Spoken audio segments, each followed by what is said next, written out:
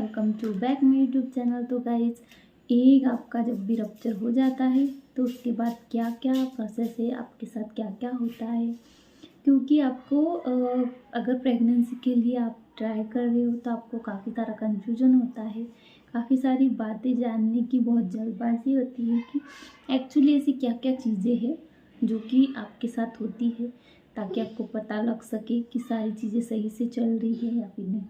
अगर आपकी ट्रीटमेंट चल रही है, वहाँ पे फॉलिकुलर स्टडी चल रही है, कहीं HCG इंजेक्शन लगवाया है, कहीं एक स्टिमुलेशन की मेडिसिन इंजेक्शन लगवाया है आपने, क्योंकि अलग अलग इनफर्टिलिटी इशू के चलते अलग अलग ट्रीटमेंट आपकी चल सकती है।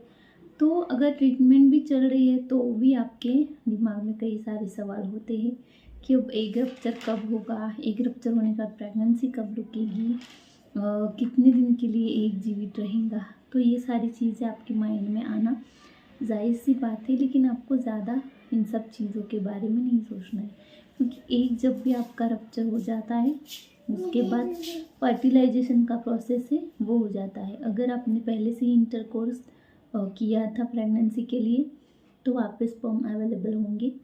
तो जब भी अंडा फूटेगा आपका तो एग और स्पर्म मीट होंगे और फर्टिलाइजेशन होके फिर एम्ब्रियो वहाँ पे बनता है।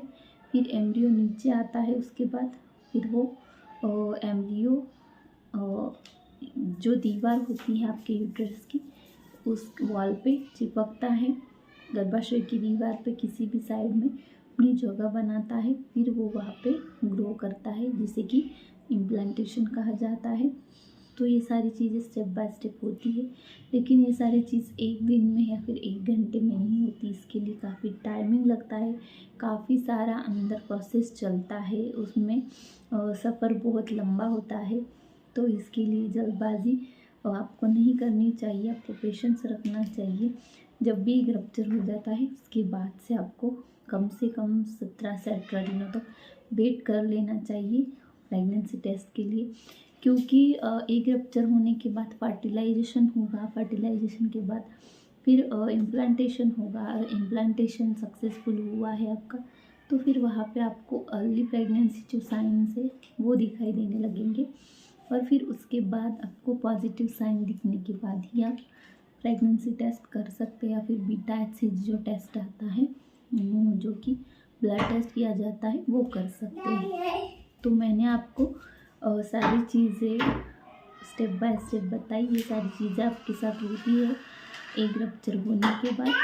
तो आई होप कि मैंने आपका सारा डाउट क्लियर कर दिया। तो वीडियो अच्छी लगी तो लाइक शेयर सब्सक्राइब करना नहीं भूलना।